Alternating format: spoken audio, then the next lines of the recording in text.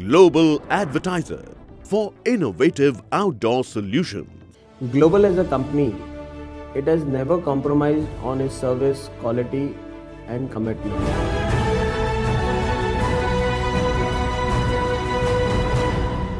बिजली बिल से लेकर पेट्रोल डीजल की बढ़ती कीमतों पर धड़क कामगार यूनियन के संस्थापक अभिजीत राणे ने कहा, सरकार को कोई भी फैसला सोच समझ कर लेना चाहिए और जनता के हक में लेना चाहिए, ना कि जनता के खिलाफ में लेना चाहिए और जनता को परेशान भी नहीं करना चाहिए।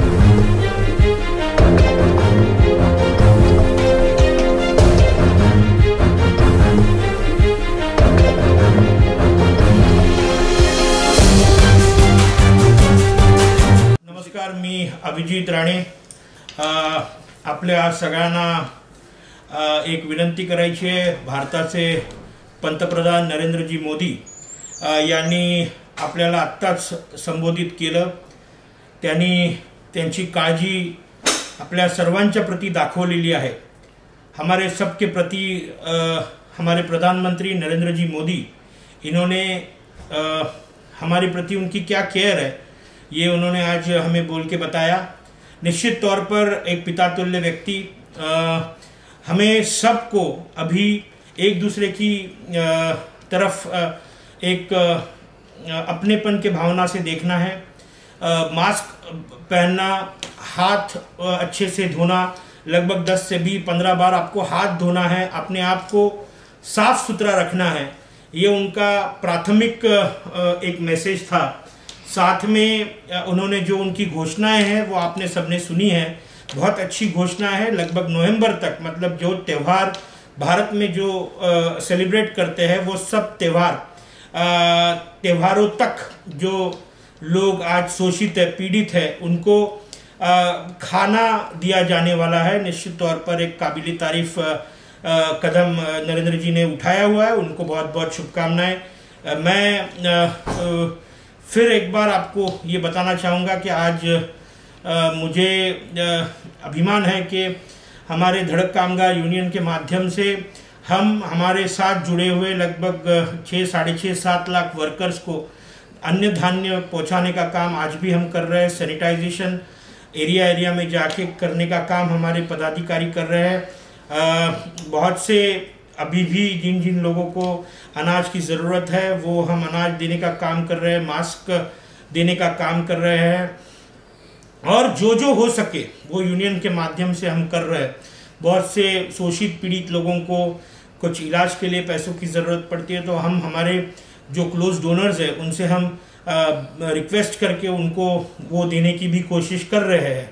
मगर अभी हमारे जो एसोसिएट कंपनीज है जिधर हम धड़क कामगार यूनियन की यूनियंस हमारी प्रस्तापित है, वहाँ भी हम उनको रिक्वेस्ट करके CSR के माध्यम से जितना हो सके उतना मदद कर रहे हैं.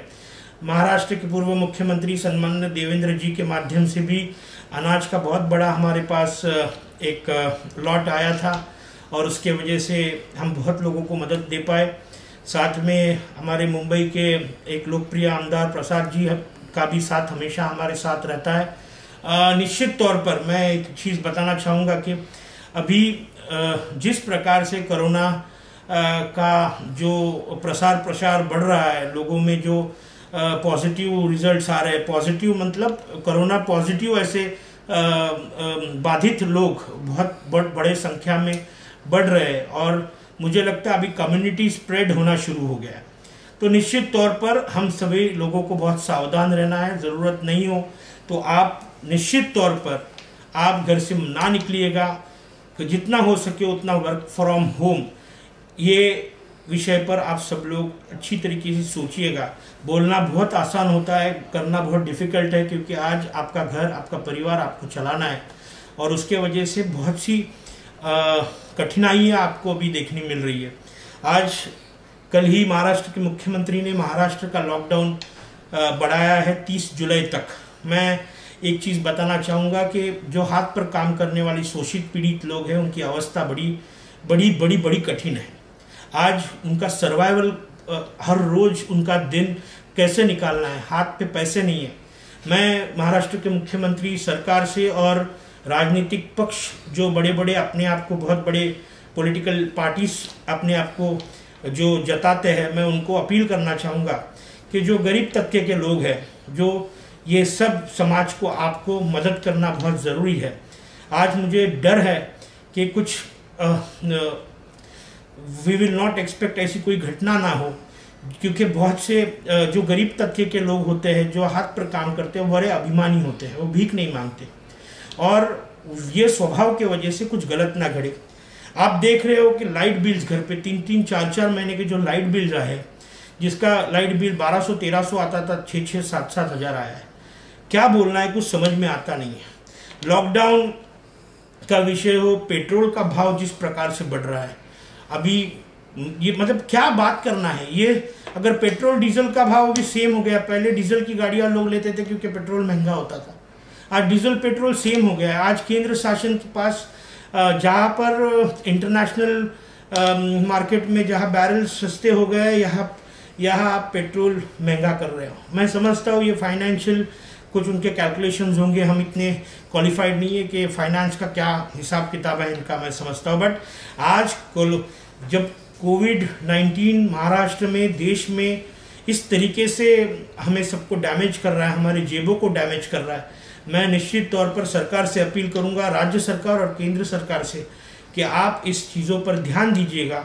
हमारे जो शोषित पीड़ित वर्कर्स है, हाथ पर काम करने वाले वर्कर्स, आज नौकरी करने वाले वर्कर, जिनकी महीने की राशि, जिसको हम मंथली सैलरी बोलते हैं, जिसकी कम से कम 15,000, 20,000, 25,000 तक है, उनका आज सर्वाइवल डिफिकल्ट हो गया है। मैं नम्रपूर्ण माननीय प्रधानमंत्री जी, माननीय मुख्यमंत्री जी, माननीय विरोधी पक्ष नेता महाराष्ट्र के देवेंद्र जी फडणवीस, इनको मैं विनती करना चाहूँगा कि लाइट बिल, पेट्रोल,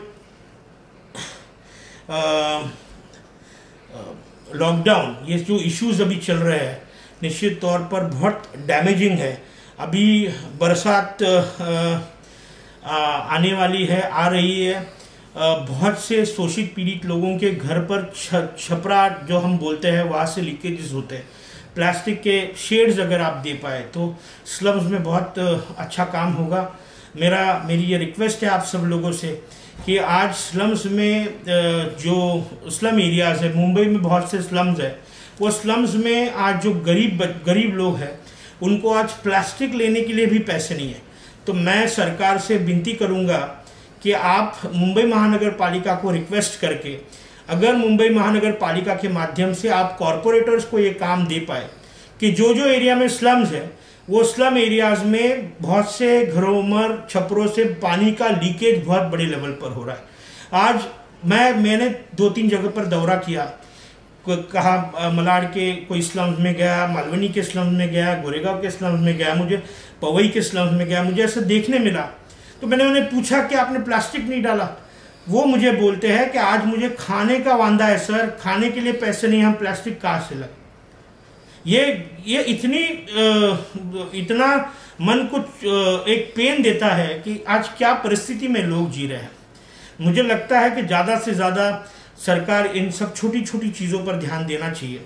हमने 2-4 दिन पहले मैंने एक मुद्दा उठाया था कि मुंबई महानगर पालिका के हॉस्पिटल्स में जो डॉक्टर्स है, वार्डन्स है, वार्ड बॉयज़ है, नर्सेज है, स्पेशलाइज्ड स्टाफ है, वो 5 साल से ज़्यादा एक जगह पर काम कर रहे हैं और उसके वजह से बहुत बड़ा करप्शन होने की संभावना है।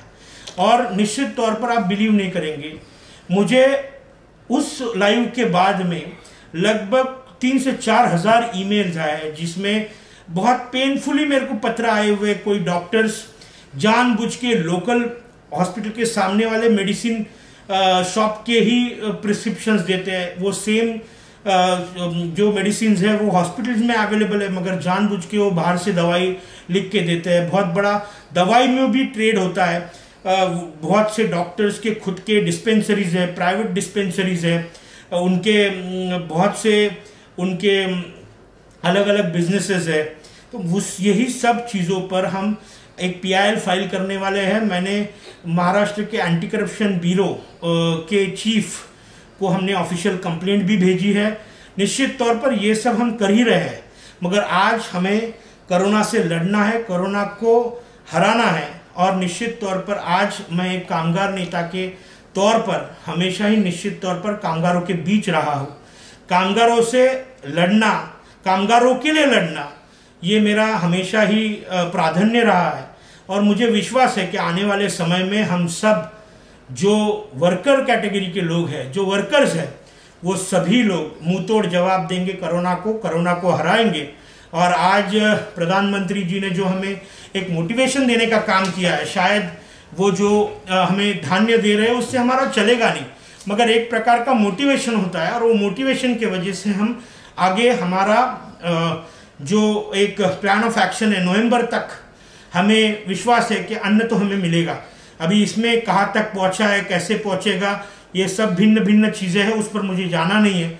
मगर मैं आप सभी लोगों से विनती करूँगा कि आप सब लोग अपनी फिक्र कीजिएगा, अपने घर वालों की फिक्र कीजिएगा, अपने आप को स्वच्छ रखिएगा, बिना मास्क के घर के बाहर निकलेगा नहीं, हाथ अच्छे तरीके से धोइएगा, अपने आप को स्वच्छ रखिए। बाहर से जब आप घर पे जाएंगे तो कपड़े पूरी तरीके से उतार कर अपने आप को क्लीन रखने की कोशिश कीजिएगा। मुंबई रफ्तार न्यूज़ की खबरें पसंद आने पर हमारे YouTube चैनल को सब्सक्राइब करें और लाइक करें।